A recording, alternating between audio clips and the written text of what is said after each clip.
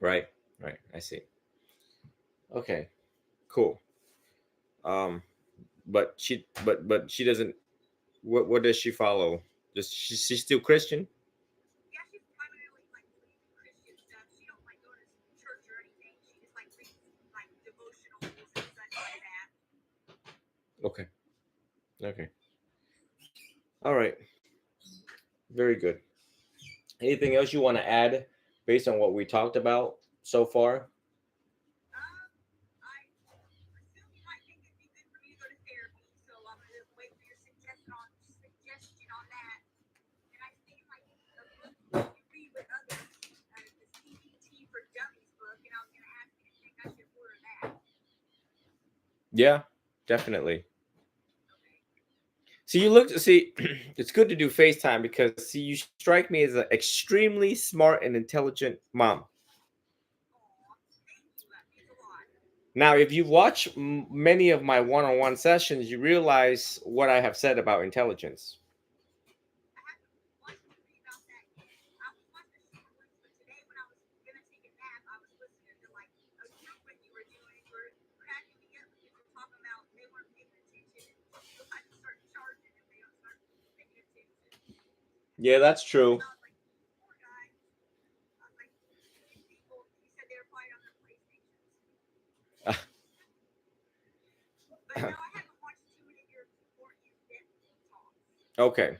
Well, for those who are intelligent like yourself, supremely intelligent, actually, sometimes it may not serve you well because you try to outsmart people in things. Now, do you see one of my the design of one of my question is, so how do you outsmart your therapist? And that means that when they're talking, you're actually figuring out ways to tell them what they want to hear. Probably. Right. So in essence, if we don't channel our intelligence the right way, it won't serve us too well, and it's very self-defeating. It's not helpful. It's not, and trust me, I have outsmarted um I think all but one therapist that I've had in my life. Okay. So there's not a game that I haven't played. There's not a game that y'all have played that I haven't played. Right. I think you were in therapy for 6 years. You were talking about on one. I was showing my mom. Right. Oh, okay. I just figured out my volume button. Can you hear me now? Yep. Oh, okay. It was my fault, not yours. Okay. I'm getting old. Outsmarts you. Outsmarts you. No, I'm kidding. Um, So, do you think we outsmart people unconsciously then? sometimes. Okay. Sometimes it's out of annoyance. Sometimes they tell us stuff that we already know and we don't want to hear it. And sometimes we just want to escape. We don't want to sit there. It's painful sitting there. It's painful and it's uncomfortable sitting there and trying to receive advice that we already know better. We just can't do any better. And then we're just like, well, how the hell can I do better? Because I already know better, but I don't know what the hell going on. Yeah. Yeah. I know it, but I don't do it. Right. Or ever change for. I mean, I feel like I can get my stuff together for brief moments in life and then chaos again. And then we have this tendency to judge our therapists, and then we're just like, dude, you're just here for the money. Yeah. Dude, Yeah. you're just here telling me stuff I don't know why I don't even know why I'm here. Yep. Exactly. And some you can feel that they don't even care. So Yeah, you can tell the difference. That's what I like about you and offering free counseling because that's, it doesn't really benefit you, but it shows your heart, I guess, in a matter. yeah, well, I'm conducting research so that I can write my book when I'm doing counseling sessions because what I'm Right. doing is I'm tracking people's minds. Okay. Other doctors treat your open wounds. You get a boo-boo and the doctor's like, okay, all right, here's some Cipro or whatever, amoxicillin, and then go home, take it for 7 days, you'll be all right. Right. But what we treat in Buddhism is the psychological scars and the depths of the wounds that other people cannot see. So in essence, is that your young one? Yeah. Emma's supposed to keep you tame in there. Hello. You gonna say hi? What's your name? Camden. Camden?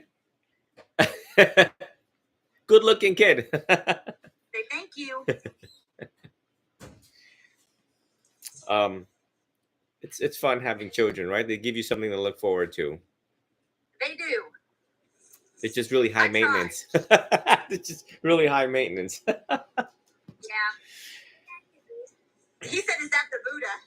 Oh, I'm not the Buddha. The Buddha is behind me, actually. That would be the Buddha. Behind him. That would be the Buddha. That would be the Buddha. Yep. I have a long way to go before I become a Buddha. What'd you say? Thanks, Boogie. He's adorable. Thank you. See, smart moms make smart kids. I'm hoping my emotional regulation helps make emotionally regulated kids. Yeah. How old is Camden? 5. Unimaginably intelligent that a 5-year-old would think that I am the Buddha because I look somewhat like the Buddha because of the arm sticking out and the bald head. Yep. So, yeah, that's amazing. I mean, when I was 5, I didn't even know what planet I was on. Nonetheless, a bald-headed monk. Yeah. I didn't even know what monks were. You might know too much these days, unfortunately. Genes. Not with that stuff, but just everything. Yeah, we've passed down the genes to them. So, so yeah, I was able to thank you for that. This was very honest of you, giving a very comprehensive overview of your life within a matter of 30 minutes. I'm real good at that. And I don't know if that's always a good thing, because I'll let anybody know anything. And sometimes that isn't always good, but people like you, I think it is. But I overly share too. Well, not a lot of people are ready to receive that such information because they don't know what to do with it. It's good for someone like me because I know what to do with it to help you. But for other people, they're like, "Oh my God!" It's in about an hour. Sorry. It's okay. So they would judge, they would label. They don't know how to assess and evaluate wisely. But honesty is a good policy because if you were to get into a relationship, you would just tell them, "Listen, Joe, listen. This is the truth about me, and I don't want to waste your time. I don't want to waste my time. So let me just get this out of the way because eventually you're gonna know." Yes. Yeah. Yeah. Let them know before they get into it and find it out a year later. Right. And it caused a lot of anger and resentment. So. Yeah. Yeah. So, so with intelligence comes with the quick to anger. I think you told me that you were quick to anger. Yeah, I got a lot of anger and rage. I have moments of rage. What causes that? What prompts that? What brings that forward? I think typically what I'm feeling is a lot of anxiety and the inability to escape the anxiety at the moment. I do much better when I'm alone. Like, I can be at perfect peace if I'm just by myself. And I think I hold a lot of resentment towards having more children because I just do better alone. And when I'm going through something, I don't know if I have some of those things give me like almost like I feel like I'm having a heart attack, like, if that makes sense. So whenever people are around or kids are around, or if I can't escape, especially when I'm going through those moments, it's like an animal and I just attack rather than I can't fly like some people. I can't just escape this moment to find that peace. I gotta live there with it, so I kind of laugh to handle it better.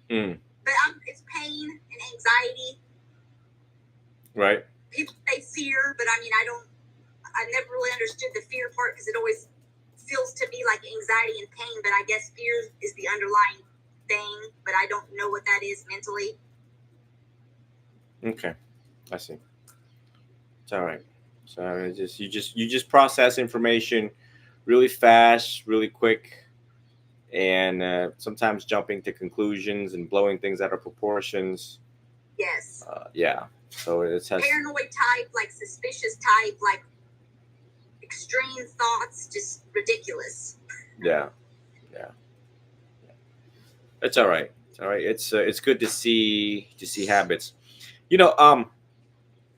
I have a visitor coming in at the end of the month, and he's an addiction specialist, and the first page that he wrote about how we act out, the way that we act out, he described it as a natural outcome as a direct result of our causes and conditions of the past. Right. But we beat ourselves up, right? We beat ourselves. We label ourselves. We're like, I'm this angry beep.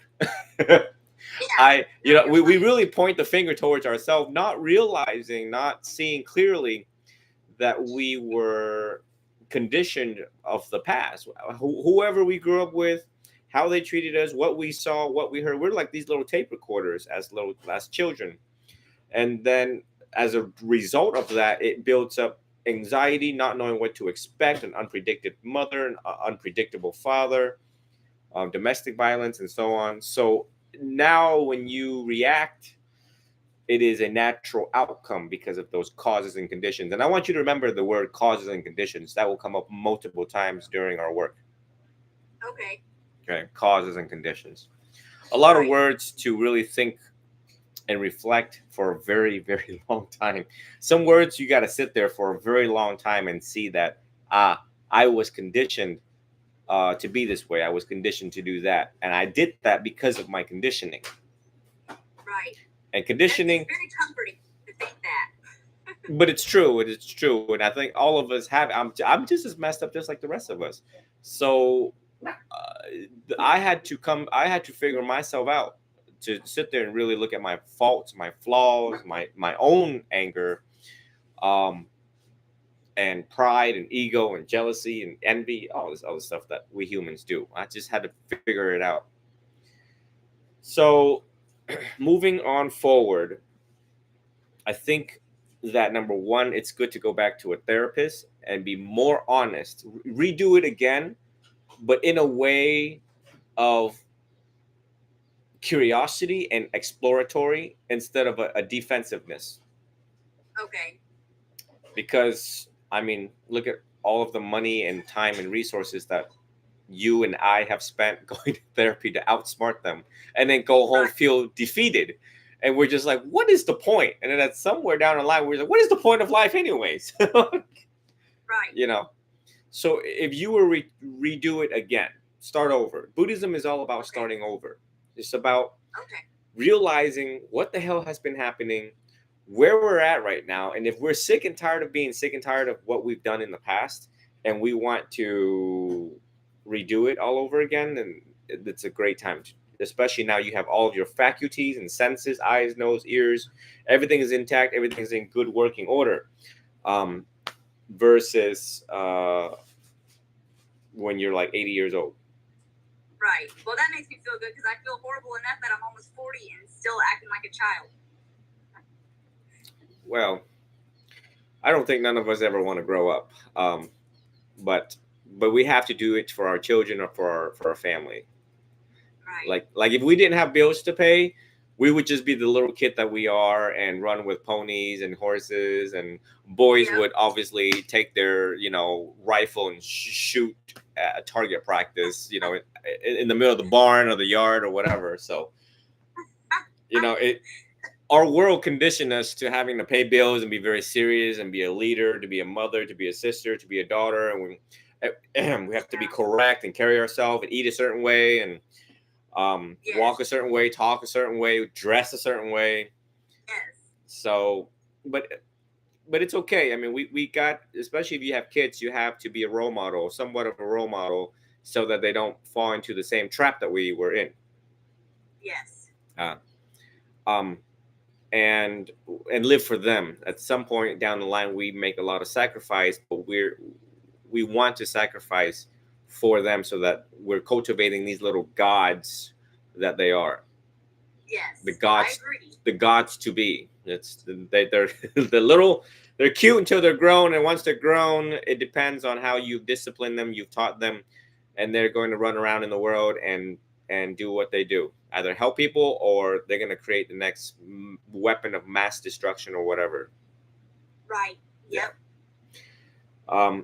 So that was my standpoint, and it's good that you went to a lot of my videos and you got my standpoint on kids not having kids, why you what to do if you already have kids, because it's a very serious responsibility. We see the crime rates right now because the previous parents didn't know what to do with the child that is out of control. Right. And that's kind of where I feel like I'm at now, is where he's at right now is kind of out of control. I've just allowed too much TV, video games, just out of my way to find me time. And with my postpartum and stuff, just wasn't able to be present like I should. And I have a horrible time with like enforcing discipline. Just anything goes, unfortunately. And the other thing is sometimes not what we say, is how we say it. And we have to tame our anger first. And the best way to condition the child is actually to speak quietly in their ears. Okay. And that's when they realize, oh shoot, mama knows business, and mama means business right about now. But the yelling and screaming really do anything. They just get more angry at you because you just screamed at them. They can outsmart you. They outsmart you. Yes. But what they're afraid of, and we all know this as humans, is that people are afraid of silence. Right. See, I'm enjoying it these days, but you're right. I know what you mean by we're afraid of silence, because I used to be I had to keep myself busy. Right. And people always say, be careful of the quiet kid. Right. Well, in parenting, be careful of the quiet parent. Right. And that's what you want to instill into them, that you love them, that you love them to no end. But when you mean business, for them to pick up their toys, do the dishes, or do certain things to contribute into the house, then they need to know when that time comes, and you have to enforce at any and all means. And so you have to do a lot of reading. Out of all the readings that you did, parenting should have been one of them. Okay. Right. Because we always wonder the how, right? How do I get my child to understand me? How do I get them to do what needs to be done? And it's very frustrating for working parents because they're in the middle of their own battles and relationships and figuring themselves out. And then you got little Johnny writing on the wall. Little Johnny. Yeah. So you're just sorry, go ahead. So, so parents lash out. Then that becomes an outlet for them. So as soon as the child misbehaves, then the parent finds the reason to unleash like the lion, and the lion's roar and the tiger's roar in the house. And that's kind of how I've always reacted rather than responded on almost every situation in life. Right. And I share the mutual understanding of frustration, and I also understand that it's very, very difficult to restrain yourself. And once the behavior is done, it already triggered the firing of the synapses, the neurons, protons, electrons, all the trons in the brain. And it takes so much energy to restrain yourself, to realize that, okay, that's what he just did. And now how do I make it so that he understands where I'm coming from, and how what he did makes me feel this way, so that he doesn't do it again. So it takes a lot of energy. Yeah. Tremendous amount of energy, and a possible stroke in between you trying to think your way, a wise way to put it, in a loving way, right? You know what I mean? Because they already, whatever damage that they've done, and the money that has caused, like writing on the wall with a Sharpie or something, or whatever. I mean, they broke a door or something like that. Money that you don't have to fix. So you're you know what I mean? There's steaming coming out of your ears. And what science tells us is that we should look past the behavior and into the child, and get them to understand where we're coming from, and what they do, how it makes us feel, so that behavior gets corrected in the most wisest and intelligent way, without the byproduct of conditioning them to be as angry as we are. Right. So it's a can of whoop ass. That's what I'm trying to say. At the end of the day, it's just a big can of headache, but it's necessary if you want kids to grow up and they're going to love other people too. You don't want them to be a terrorist. You don't want them to grow up and like scream and yell at other people. That's what I call it. I call it terrorists. Right. So You want them to know how to love, how to listen. We want all the good things for them, in them, because life is rough. We already know life's going to be rough for them. Yes. So that's my What do you think- standpoint. Yeah, go Sorry. ahead. Go ahead. What do you think of, like, I get confused because, like, a lot of my friends or even my oldest son believes, like, in spanking, but then my emotions get involved in spanking and he's crying and I just can't do it. But then I hear other stuff. It's like so many different opinions that I get confused over the different opinions of how to discipline. My professor said that it doesn't really work. That's what I've read. And I would assert that the art of verbal communication, what we're trying to do to the child is to just give them information. Just like therapy. What is therapy? Therapy is just information. Right. And I've watched mothers who are child psychologists themselves holding doctorate degrees, and I've watched how they talk to their own kids. They literally go up to little Johnny's ears and just whisper, and then you see instant compliance. And I thought that was like the most powerfulest thing a human could ever witness a mom do. Right. So that's what we have to try to do. We have to steer away from the corporal punishment that doesn't really work, and that's what causes them to run away. Then you have to call law enforcement, and then law enforcement has to go look for them. And then you're like wondering if they're dead or not. And then law enforcement knocks on the door and they're like, yeah, after 6 weeks of looking for little Johnny, here he is. And, his hair is now all the way to his waistline. So, Oh my God. that's something, out of all the things that you have studied and read, going to Barnes & Noble, there's a huge section of parenting. There's like a whole, 3-4 arm lengths of parenting, and I'm over there. Okay. Looking at all of these books, and I realize that, damn it, they can't seem to sell fast enough because the parents don't come in there. They don't know where to go. They just read entertainment, Right. women's magazine, what Justin Bieber is doing. They don't. Right. It's too taxing. It's too mentally taxing. Right. Okay, I'm not 911. Stop calling me, people. I'm not. Call 911. Don't call me. All right. Oh, poor guy. So I'm in the middle of a session. So, spend a lot of, because you're basically trying to read as many pages as you can as you're watching them growing up. So that right there gives you a sense of racing against time. Right. Every day they're growing. Like probably every 3 to 4 months you have to buy like shoes or a shirt that's bigger size or something like that. Right. So it's you every day when you come home and you think that there's nothing to do or life is boring, you need to realize that my child is growing at an unprecedented rate right now, and I'm dealing with this every day. And how I'm dealing with it is probably not like the wisest thing or the most intelligent thing or according to science. So I should really update my software. Yeah, what'd you make? Slice. What is it? See what I made? Sorry. I have vegetables. Has vegetables in it? Yeah. Oh, it's V8. That's delicious. I'm almost done though, okay? I'll be in there in a minute and we'll go to soccer. Okay? He's giving me practical tips on how to be a practical parent for your own sake. Go to grandma. Get your shirt out of the dryer. So yes, so let's start you on the CBT, the cognitive behavior therapy that send me your email so I can send it to you. It's free.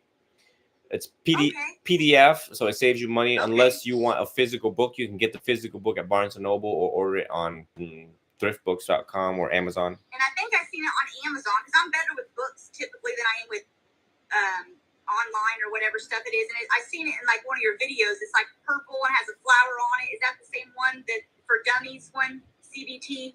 Yeah. Okay, I'll order that then off Amazon because I found it. Yeah. And then at this point, I think loving kindness meditation and walking meditation would help you slow down a little bit. Because the speed of your thinking is faster than lightning. Lightning would lose. You would be Olympic gold medal when it comes to thinking fast. Yes, I So in order to cultivate patience, walking meditation, because it is the most boringest thing ever on earth, but you have to bear through it. You have to bear through the feeling of the silence and this mundane task of kissing the earth with your feet, which of what I just spoke about on my previous videos. Okay. So that you start conditioning yourself. You're starting to apply the brakes, the train of mind. Because the train's moving 200 miles an hour. We can't stop it right away. We can't do it within a day. So what we do, we start hitting the brakes, and the train slows down gradually, and then miles down the road, it finally comes to a good halt that we want it to be. So the mind is kind of like that, and walking meditation can do that for you, but you have to discipline yourself. Every other day nobody calls. Every other day nobody. Most important, where I'm talking to a mom, they all call me at the same time. You're a wanted man. By the U.S. Marshals. So, to do walking, I know all these sounds really easy until you try it. Okay. And when you encounter problems or things that pop up in your mind, I want you to call me. When you have breaks in between, when the kid is doing kid thing and you have time to yourself, I want you to call me. Like, call me directly, because we catch me at a good time and we can address it. So you want me to call you when I'm going crazy? No, I don't think you're crazy. I think that they're in your drawer. Go look, or look in the same dryer, or I'll come and get them in a minute. I think that you need a lot of information from me, and the best time to receive such information is when things are popping, things are happening, you find difficulty on this path, and you call me for suggestions and recommendations, just like what these students are doing right now that you're witnessing. Okay. Because I want to capture a moment of your state of mind, their state of mind, so that I can figure out what's happening right now. I'm trying to look for patterns. I'm trying to look for difficulties. I am trying to look for ways to give you the how to solve the problem right now in the moment. Wow. Okay, wow. So even when the kids are around or everything. Yeah. Okay. Wow, that's a blessing. Like, how do you find time for yourself and peace for yourself when you got everybody calling you when they're going crazy? And yet I still look like I'm 20. You do, yes. It's the genes. I don't know. Maybe I am Or Buddha. So, and then I like for you to keep a journal of what we're doing. Okay. Write down your thoughts, your feelings, and track yourself so you can see your progress. Okay. You want to be able to see how you're thinking, what you're thinking each day. At the end of the day, just say, "Dear journal, today sucks," or "Today's wonderful because this is what happened. This is what I did. This is how I did it. These are the encounters. It was pleasant, unpleasant. It was neutral." Be expressive. Put it all out on paper, and then eventually you're gonna catch patterns. But it's so better on paper because it gives you a plan of action, and you can see it concretely. Okay. That's what they teach us in school, right? Which is like, how to do a persuasive essay or whatever essay they want you to, like, draw a big circle and then ideas pointing out, but you can see it concretely. And then you realize that, well, this is not a good idea. This is not a good, but this is a good idea. I'm going to expand on this one. So it's a blueprint. Right. It's a blueprint, right? Okay. Imagine driving around in your city and there's no maps. Right. So we need to map out the mind with writing. Okay. Right. And then you would share that with me. You would share with me what you wrote. You would share with me, how you sleep, how you've been eating, so that I'm tracking your mind and your body to make sure that you're sleeping well, you're taking care of yourself, you're exercising, you're eating right. But if you tell me 3 days in a week that you're eating junk food, especially Lay's potato chips, we need to probably take a look at some things. Well, I was starting to eat healthy, and then I got body conscious because I didn't want to lose too much weight, so I got to work on that too. I'm like the opposite, is I don't want to lose weight. That's a whole nother session. That is also addressed in CBT. So. Okay. Body image, body dysmorphic disorder, all these things are in CBT. CBT is like this pill. It's like this 300, 400-page book that is a pill that treats pretty much all mental illness. Okay. I got it. Yeah, Probably all of them. like the rest of us, including me, Yes. including me. Aw. So don't ever feel alone, because a lot of us Aw. having to go through the conditions of being human. So I want you to Yeah. keep a journal. So it's very important that you do these little small tasks, but with great benefits. Okay. Okay. And if you have doubts about the task, look it up on YouTube, because every therapist will tell you to do the same. Okay. And then with walking meditation, like, is there something I schedule it, or I do it while I'm doing housework, or do it on its own, or? When you're outdoor, when you can feel the grass with your feet, with your bare feet, you do it. And Okay. at this moment, anything, when you wash the dishes, just know that you're washing the dishes and enjoying the moment. We want to bring the mindfulness back in the present moment. Whatever you're doing, Okay. know that you're doing it. Keyword, know Right. that you're doing it. Right. Don't be washing the dishes and be like, oh, damn, I forgot to pay phone bills. I got to do this. I got to do that. I got to talk to my mom. I got to blah, blah, blah, blah, blah. Right? Yeah. Oh Okay. my gosh. Right. Okay. And I guess before you got to go, another question is, okay, so what if right now, even though I'm getting by, but probably barely getting by with not working, but yet it's much easier on me to not work? What do you think about that? Like, I mean, it'll be hard, but I've done it for a long time, and I've always struggled to get a job, and it's not something I want to do the rest of my life, but I find it much more easier on me, and helps me find more patience. And I don't know if that's just an excuse or just my mental health. Like, what is your views on that? Well, you got kids to take care of, and in Buddhism, we emphasize on self-reliance. You have to rely on yourself, not nobody else, not government, not some Okay. Tom, Dick, or Harry down the road. We are self-reliant, and you have to bite the bullet to learn. Anything that troubles you, that is your teacher. Okay. Yeah. So if you showing up to work and if they're driving you, Samantha's driving you crazy, if Karen's driving you crazy, if Alexis or whatever you want to call it driving you crazy, Jennifer's driving you crazy, then that is your teacher. Now let them drive you crazy, take it all in, and investigate what the hell is happening inside right now. What's happening right here, and what's things are happening in front of your eyes. And now we want to know what is going through your head that's going to cause you to say whatever the hell you want to say. Okay. And all right. This school emphasizes analytics. You have to analyze what the hell is happening. So my encouragement for you is, if you ain't got a job, make it a job to find a job. Okay. And whatever job that you get, just bite through it. Don't worry about the pay. Bite through it. There's a lesson to be learned in everything in life. Okay.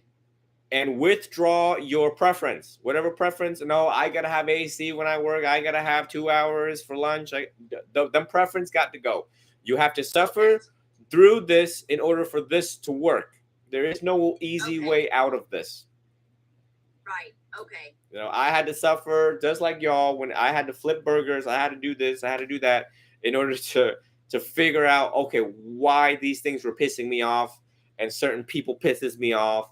But I had to figure it out how to navigate around them using my intelligence to get what I want and needs so that I can provide for my family. Okay. Right? That's what's going to make you the best teacher the world has ever seen. Okay. Right? Because Venerable Chidao didn't sit here to become one of the best teachers the world has ever seen by reading a bunch of books and then be like, oh yeah, I think I know everything now. Let me tell you about it. Okay. I had to bite the bullet for decades, almost going on 2 decades of dealing with people's BS at work, home, school balance. So I get it. It's not that I don't get it. Okay. Okay. All right. But this is where it should also stop. This is where stability and security should come in. And this is where I don't want you to jump anymore. Before meeting me, you were jumping around all over the place and jumping around with jobs and occupations and relationships. This is where we got to come to a stop to make sense and understanding and start the slowing down process. Okay. Because we keep this up. We keep this up and it is not good down the road. You're Because right. because the more memories that you create that is not good, well, when you're older, you have to relive these memories again. Yeah. And I Girl, don't want to come back again and try to do this over. that is like unsolicited Netflix in your head that you can't get rid of. Yes. I Right. appreciate you. This has been good. Yes. Right. So that's a good life equals a good death. So you want to be able to, like, you Yeah. know, when you're like 70, you can't move anymore. You want to be able to replay a lot of memories, what you did good, what you did right. Not like the failures should not outweigh all of the good things.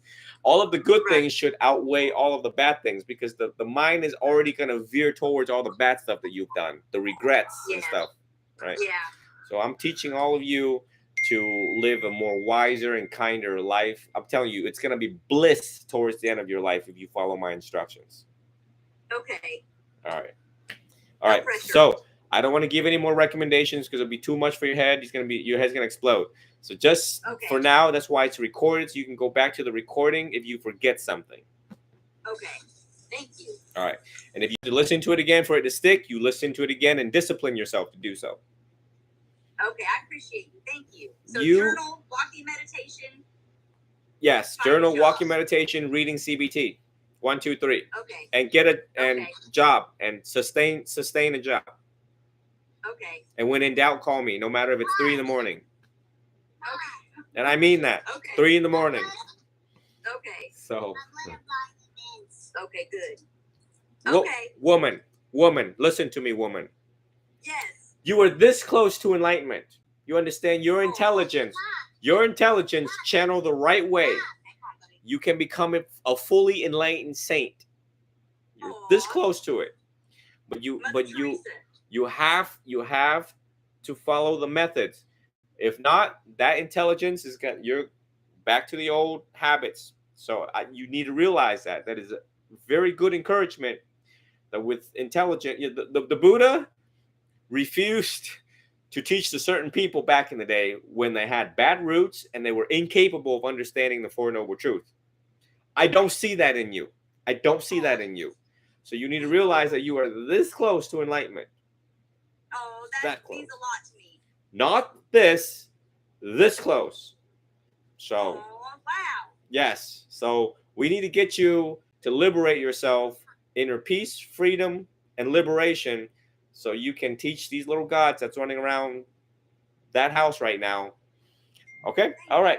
So I got to get back to some of these guys on the phone, Okay. but I look forward to looking at your text message and phone calls, okay? Thank you so much. Okay. All right. Have a good Bye-bye. day, okay? Take care. You too. Bye-bye. Bye.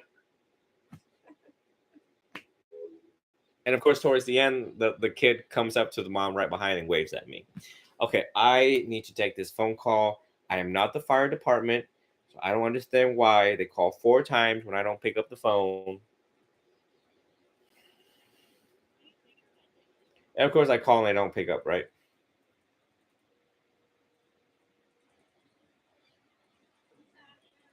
Dạ có gì gấp không chị?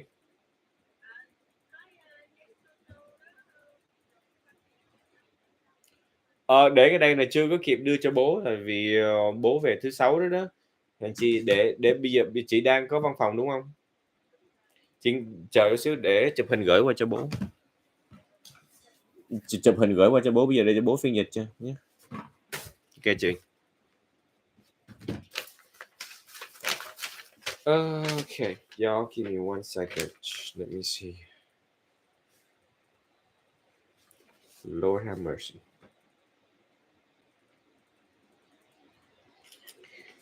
I am taking pictures of these documents and sending it to my client, or my dad's client actually, because he just got back from Vietnam, and I was the assistant director at the office. And some things it's best that he interprets and not me. So what the world is witnessing right now is the one and only son in this family who holds multiple capacities, a monk being one, which you just saw, and now assistant director at the professional social service office. My life, I swear, it's like a movie. Okay. All right. And I just had another student call me, and all the phones are tied up right now. So let me call the student back.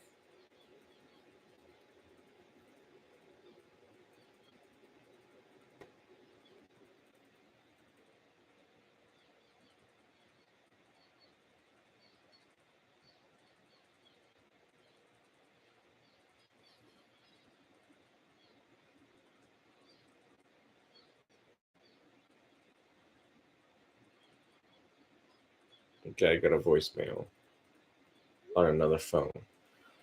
Okay, I think this should do it. I think that this was an impactful one-on-one session. I need to access my other phone. That's